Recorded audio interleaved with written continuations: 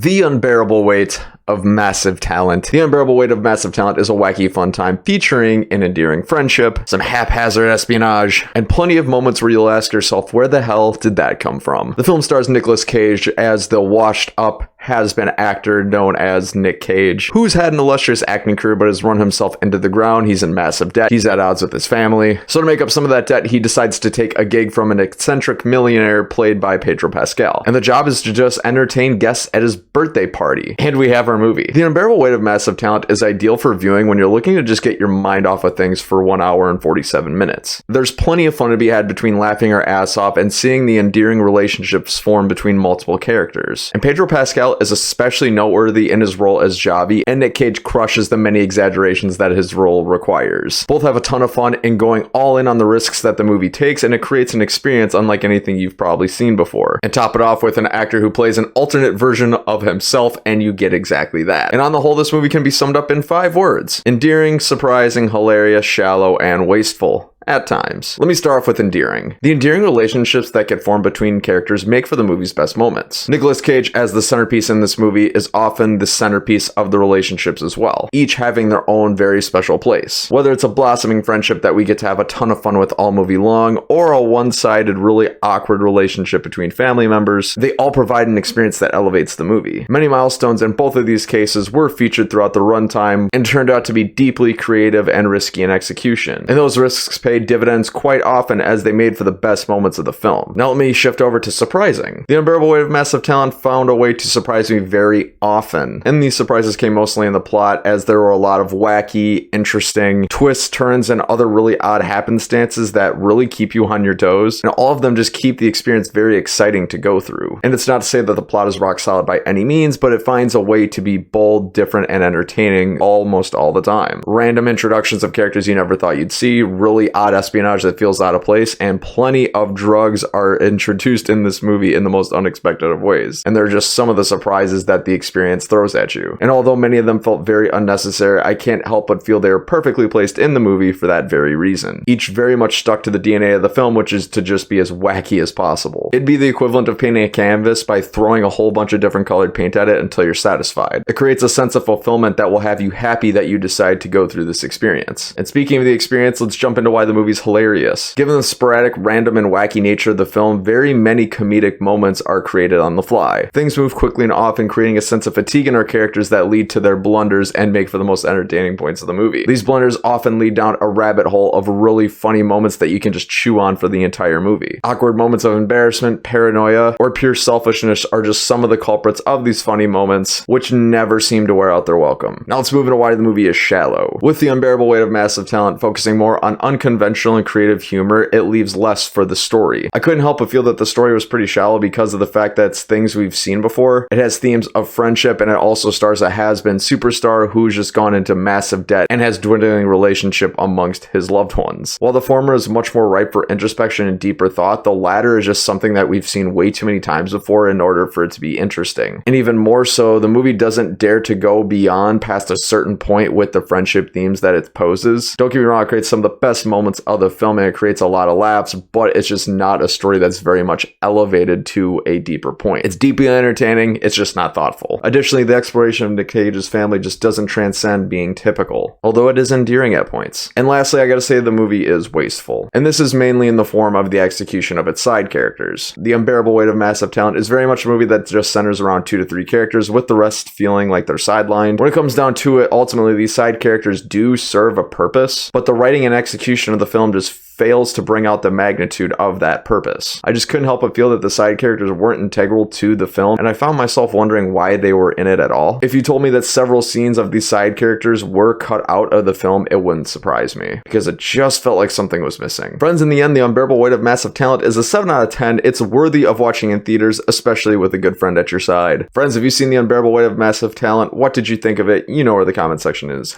Let me know. Thanks so much for watching another Bankrupt Hippo movie review. If you like this, click right here if you'd like to see more. I've been Bryson. Until next time, have a great day.